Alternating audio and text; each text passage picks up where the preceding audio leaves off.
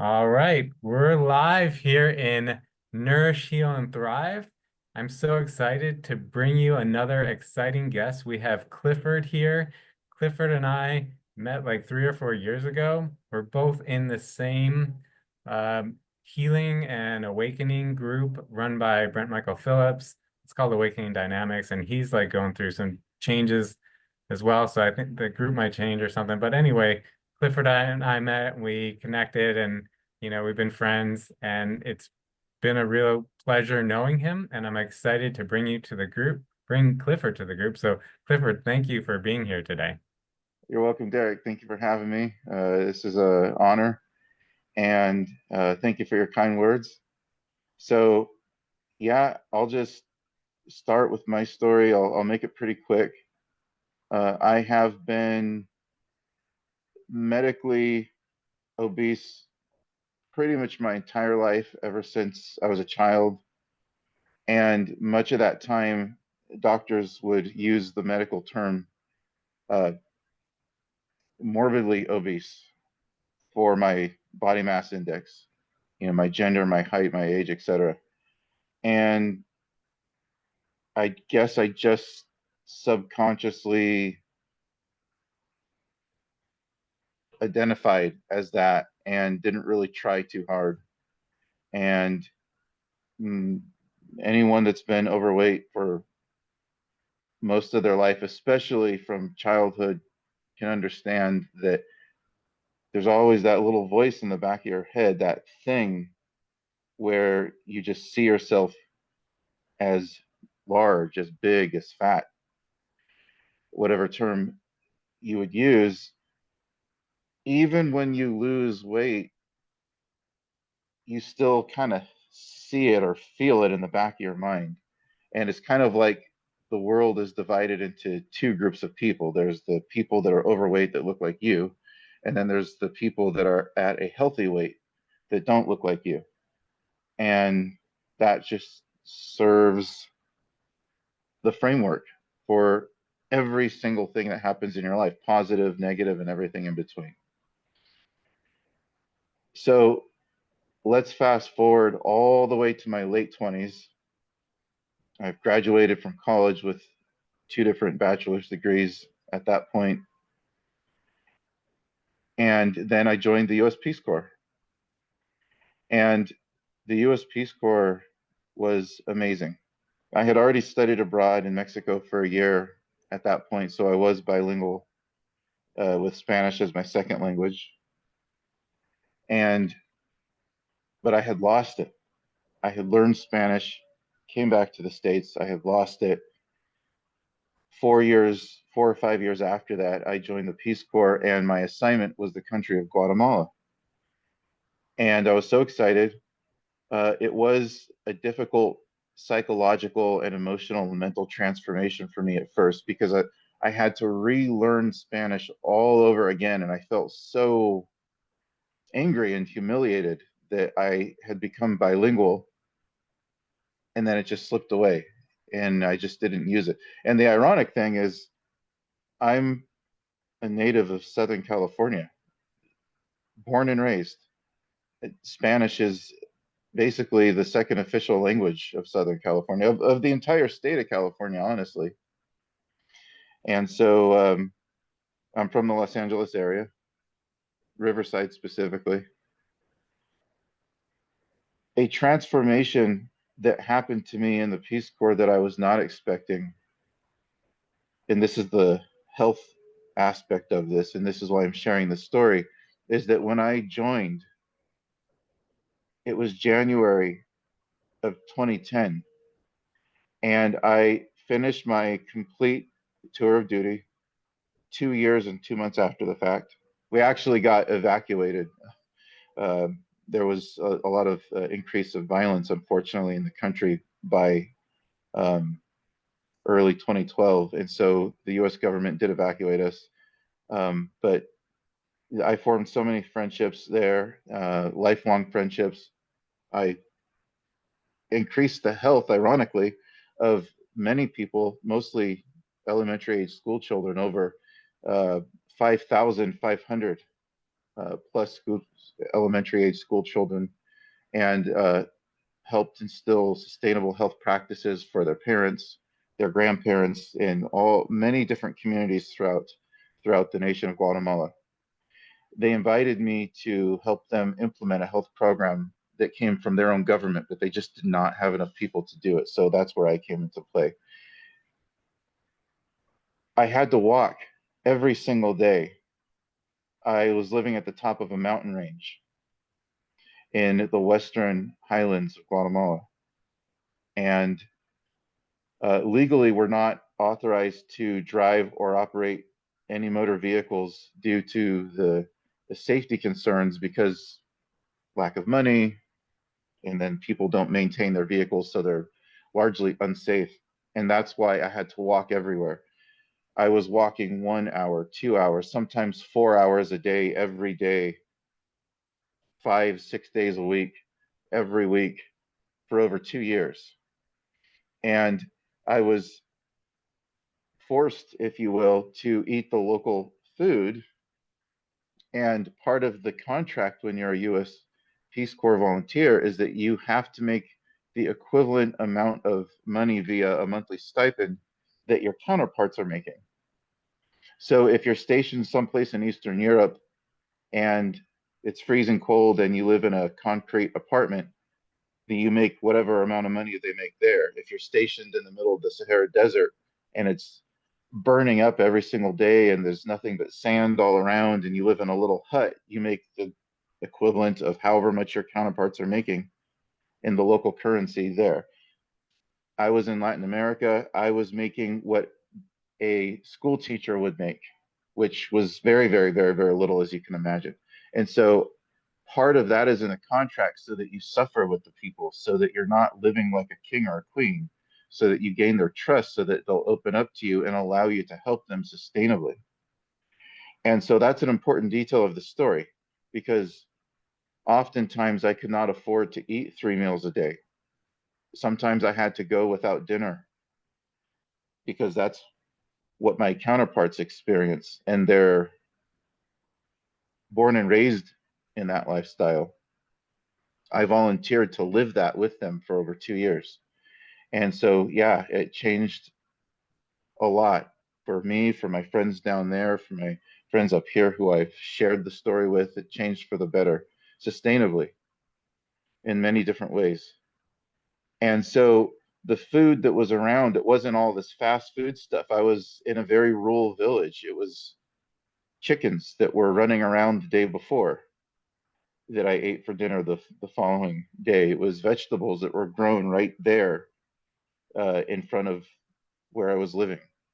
So without me realizing it for the first half a year, honestly, because there was so much going on, so much transformation and change, for the first half a year, I actually didn't realize how healthy I was getting physically because I was. I was losing all kinds of weight. I was walking around hours and hours every single day and eating organic food, whether I liked it or not. So when I started Peace Corps January of 2010, I weighed 300 pounds. When I left Peace Corps and came back to the United States in late February, early March of 2012, I had lost 100 pounds of pure body fat and I weighed just 200 pounds. And so that's not losing 1 or 2 pounds over the course of a few weeks. That's completely transforming what you look and feel like from the inside out. And so, for the first time in my entire life, once I got past a certain threshold, I actually started to see what I really, truly, and genuinely physically look like. I had never seen myself before in my entire life, and I was in my late 20s at that point. And that was a that was a positive, powerful change that I never saw coming before I joined. And I wish I could have maintained that when I got back to the States, but unfortunately, when I came back, we were still in the middle of the Great Recession that started 2008 and lasted until, I don't know, 2015, 2016, something like that. And with all my degrees and all my experience and all of my volunteer hours inside and outside of the Peace Corps, I also did AmeriCorps after that as well, which is basically a domestic version of Peace Corps. In all my experience, no one would hire me because of the economy. And on top of that, I came back to the States to find myself in the middle of a civil war with a bunch of family members fighting with themselves. And I wound up becoming a caretaker for my mom. And pretty much my entire 30s, all of my 30s was basically me being my mom's caretaker, essentially, and not getting paid for it, and having minimum wage jobs left and right, and having financial instability and whatever. So I'm giving that's some background to understand that over 2 years, I lost 100 pounds. I finally saw myself for who I truly am. I came back to the United States. And within the span of just 3 months, because of all the different sources of stress that were waiting for me at home, both within my family and my nation economically, in just 3 months, I gained back all 100 pounds. Stress eating and no exercise, and just spending 8, 9, 10 hours a day submitting one resume after another, and being so exhausted and having zero energy to cook anything, whatever, that, oh, well, there's the fast food. I mean, I'm tired and I'm hungry and might as well get another hamburger and from fill in the blank junk food place. And yeah, so that messed me up. That summer, the summer of 2012, was the worst time in my life. I went from one of the most amazing chapters of my life to one of the most horrible in the span of 3 months. And I've never truly recovered from that weight gain that I went through when I gained all of that back. I mean, almost to the pound, almost exactly to the pound, I gained back 100 pounds in the span of 3 months. And that messes you up. That really messes you up once you lost it and you see what's possible. And then you get it back in such a short amount of time, almost overnight. It's all back on you. And then it's like, well, anybody that's been overweight, you know what I'm talking about. I really don't have to go further into that, I don't think. So here we are. It's 2025. What is this? 13 years later. I'm halfway back to where I want to be, but I've just been doing the roller coaster thing ever since, and I'm over it. I'm ready to finally live the rest of my life healthy.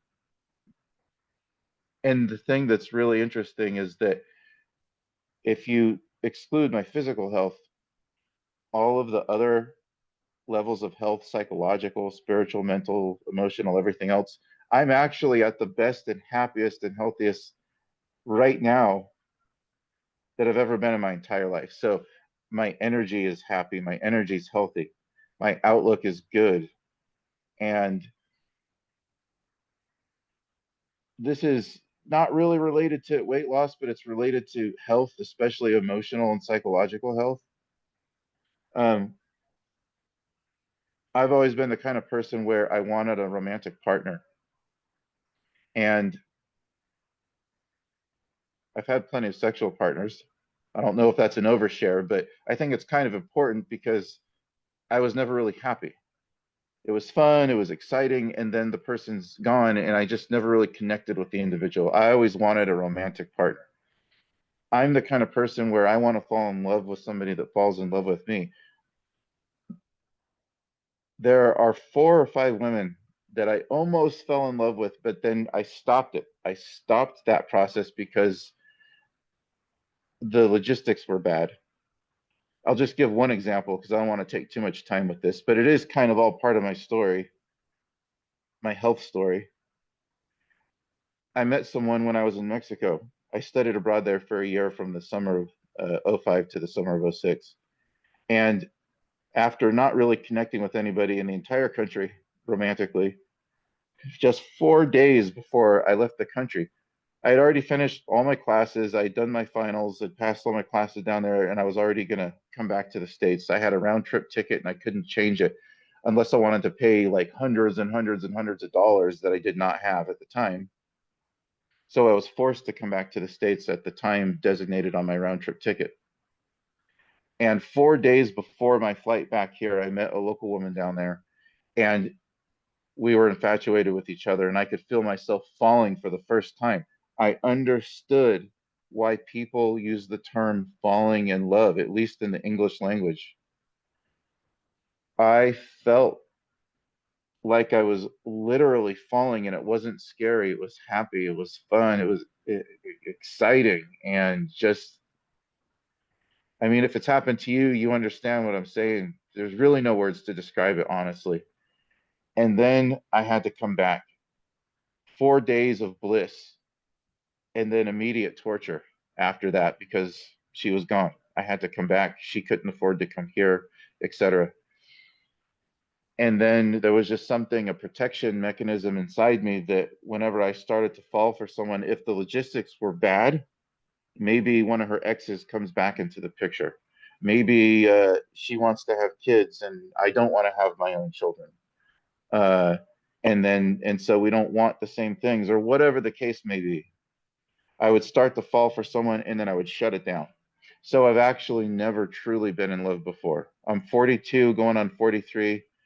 Uh, in about 5 weeks from now, I'm going to be 43. I've never been in love before. I'm not complaining.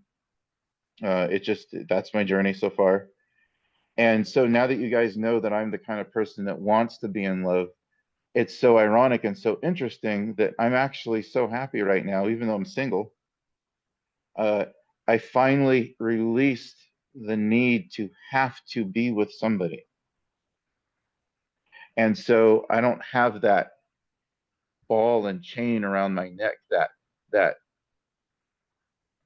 not a calling. A calling is a good, healthy thing. I have a calling to be in love with someone that's in love with me. But before it was like an obsession. It's like, I have to be with somebody. I'm single and now I'm miserable. I don't have that anymore. So I finally reached a point in my life where it's like I had to kind of get all my other levels and dimensions of health set right the way that they are now before I was ready to really attack my physical health issues. And so, yeah, fortunately, I'm actually a really physically healthy person. It's just that I'm overweight. And so now I'll tell the part of the story about you, Derek, where you really inspired me to join your community because, as Derek said, he and I met each other 3, 4 years ago through our healing community, Awakening Dynamics. And the first time I saw Derek, I was like, wow, he's got like a really nice cut jawline.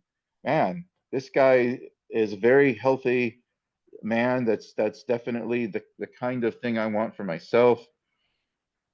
But again, that whole thing in the back of my mind, when you see someone healthy, if you're overweight, you just kind of have this thing in your mind where it doesn't logically make any sense, but it's not true, but it's just like it feels like they've just always been healthy.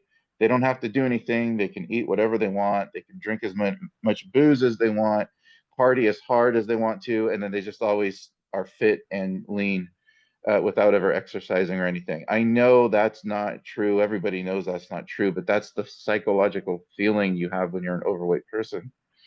But I refuse to identify myself as an overweight individual before. I'm a healthy person who has some excess weight and I'm ready to lose it forever.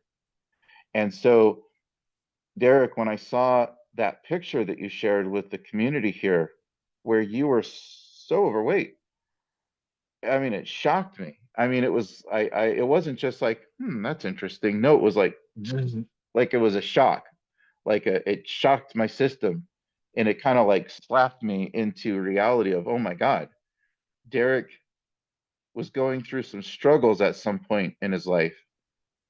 And I just happened to meet him at a time after he had overcome a lot of that. And so, yeah, Derek, I mean, I think you were like the straw that broke the camel's back for me. I went through a lot of stuff. It was a long, hard journey. But then that picture, that one simple picture you shared with the group was the thing that really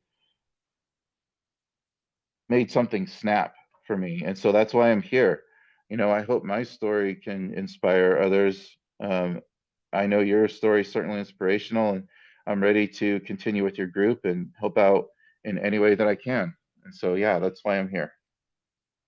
Wow, wow, wow. Well, first of all, I'm honored that I inspired you, and but most of all, I really appreciate you sharing that story and being vulnerable here with the group. I didn't know a lot, most of that about you, actually. Yeah, I never heard that full, I think I heard bits and pieces of it, but never heard the full story like before. So really grateful that I have this opportunity to learn about you more and spend this time with you. thank So you. thank you for sharing. Appreciate And it. I know other people are going to totally resonate with everything you said. It's amazing. And, there's obviously some ties between the weight loss and the love, you know.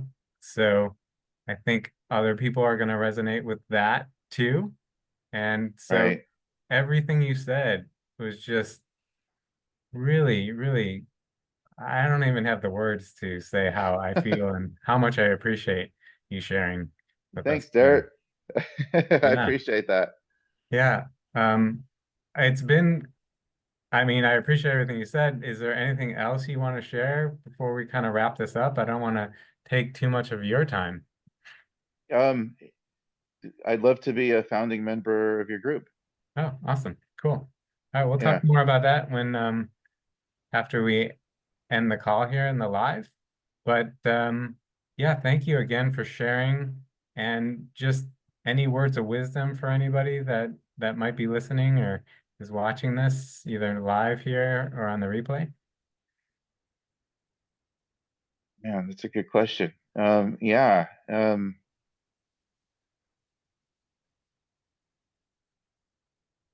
I, with the help of people like you in the healing community, people like Brent Michael Phillips, founder of Awakening Dynamics, and reason that you and I met in the first place, and with the help of anybody out there that can really help you clear a lot of challenges at your core, especially subconsciously, and just with the help of all of my loved ones and anyone that's ever supported me in my life, my mom and my some of my professors and colleagues and friends. Um, I was able to get to this good, happy place that I'm at right now in my life. And I have that leap of faith in myself. I have that leap of faith in the process now, thanks to everybody. And I've seen the positive changes happening in my life. And I'll just share one more thing. On the surface, if somebody really doesn't know anything about me, they would hear maybe one or two sentences about my current situation in life. And then they would think to themselves, wow, what the hell? That's so sad. I feel bad for that guy. Or maybe they would throw words around like, oh, gee, what a loser, or something like that. And so let me give you an example of what somebody might hear without knowing the full story and without understanding the full context. What they would hear is that there's a man who's almost 43. He lives with his mom in a cramped, tiny RV, and he's single and has no kids. Wow, how sad. And he drives a car that looks like a complete and total jalopy and some type of a car that Hollywood would use in a movie to indicate that the person is homeless and has no money because the fender is one color and the body of the other car is another color because he had to get a part from the pick apart junkyard down the place because he couldn't afford to buy a new car. So, and then boom, that's it. They don't know anything else. So what they really don't know is that, and here's the inspirational part. What they really don't know is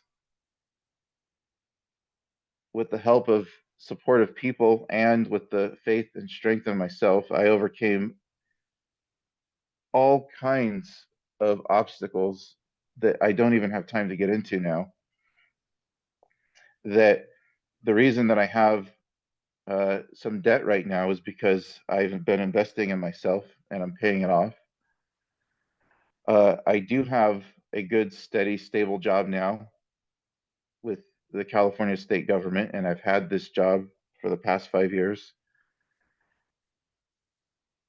I am currently living in my mom's RV because I decided to become an energy healer after I heard about awakening dynamics and it transformed my life for the better. And then I invested in myself, paid some money, considerable amount of money, uh, to learn how to do it myself. And now I am a world-class energy healer, just like you are, Derek, just like Brent is, just like any of us in our community.